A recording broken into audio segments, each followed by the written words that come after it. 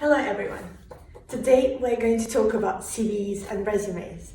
And first, why they're so important. And second, how to make them perfect. So, let's start with first, CVs. Why they're so important. If a company is looking to hire someone, they will get a lot of applications. And normally it's just a piece of paper that represents a person. So first, rule number one, and it's a very, very clear rule, no spelling mistakes are allowed. Any spelling mistakes or formatting mistakes tells your future employer that you are not willing to put an extra hour and extra effort into presenting yourself. And so the quality of work that you can put into your future position is questionable as well. So, none of the mistakes are allowed. CVs has to be perfectly checked and clean, and formatting has to be impeccable. This is set in stone and no variations, I'm afraid, are allowed on this front. This one piece of paper has to make you stand out. Now, let's talk about how to make you stand out. And we're coming to the second part of this video, how to make your CVs perfect. Right. All of us think we're a perfect candidate for a job we're applying for. So we're trying to put as many achievements as we can on this little piece of paper. I was given an advice that unless you're a CEO or a chairman or a person with years and years and years of experience, you are not allowed to have a CV of more than 1 page. If you give someone your CV with 3 or 4 pages, even 2 pages, when you're just starting your career, it is very questionable why you can put everything into 1 page. Is it really that important? Or simply it tells you that the person does not see the priorities, it cannot select the right things to be presented. So now let's talk how we structure the CV.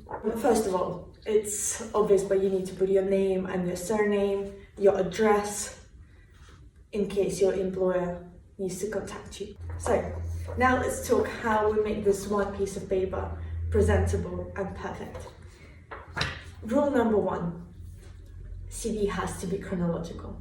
By definition, CV, curriculum vitae, from Latin translates as a course of life.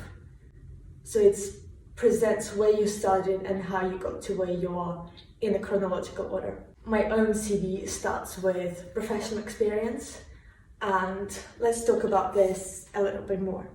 Depending on the job you are applying for, you will tailor your professional experience to your application. So, for example, if you're applying for a marketing job and you had 2 marketing experiences previously, and for example, you worked as a teacher before or had some other career change, I would advise you to speak a bit more about your marketing experiences and just a few lines simply mention your previous experiences. No need for any details because that particular experience is not relevant to your application. So, this is how you would structure your professional experiences. Now, education. Again, in a chronological order, you would put your university, schools, any other education that you have or you feel is applicable. Keep it very tight and neat. Remember, you only have 1 piece of paper. You do not have a lot of space to talk about your wonderful years at school you had. Very clean, 1 line, where you were, how you ended, that's it. So, skills. This is the other thing that is important. Nowadays, a lot of companies are looking for multiple languages, Word proficiencies, Excel proficiencies, anything, depending again on your job. It can be your work specific, for example, anything science related or IT and extra. So this is the section you will include this thing. Again, not too much, simple. Languages, list the languages. Maybe you want to include whether you're fluent, intermediate, native. This is how you will do it. Then again, IT skills. you will list all the programs you're proficient in, any exams you took in order to achieve a certain level. So other achievement section. This section is quite important in a way that this little section tells you more about the person behind the CV, behind all the achievements. Depending on the companies, they're looking for a different personality fit.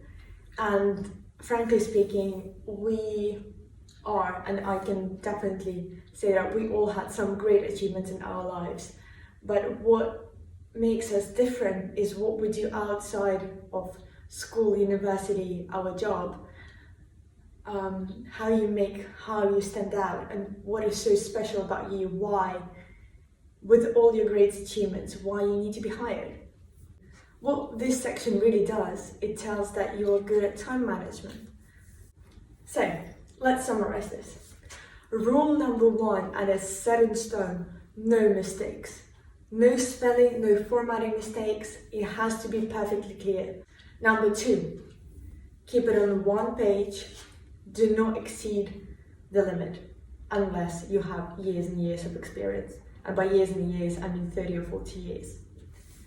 Number 3, make it clear and chronological.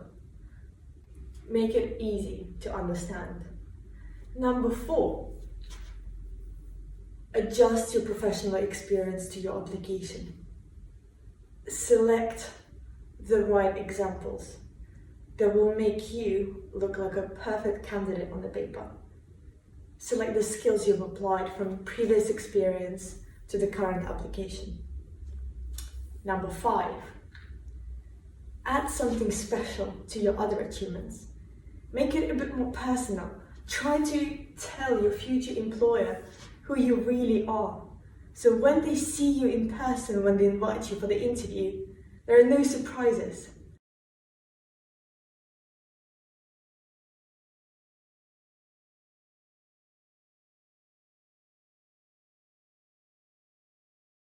So here are the top 5 for you to remember.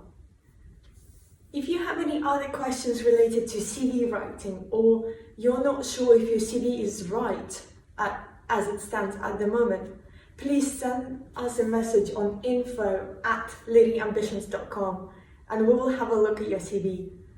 If you have any other questions, please let us know, either in commentary below or send us a message again.